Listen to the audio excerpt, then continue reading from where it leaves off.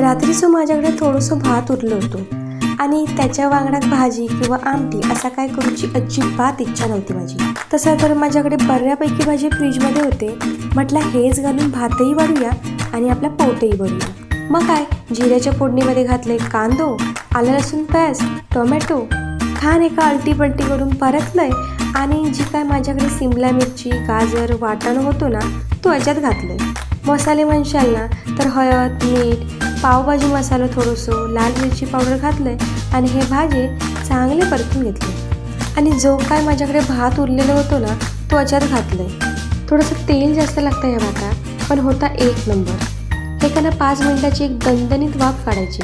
त्यामुळे काय होतं, याच्यातला जो वाटाणा आहे ना तो चांगलं शिजतं. या भाताक तुम्ही फोडणीचा भात म्हणा किंवा तवा पुलाव म्हणा, मस्त झालं होतं. तुमका पण रात्रीचं उरलेलं भात अशा पद्धतीने बनवून खाऊ आवडतं की नाही नक्की सांगा.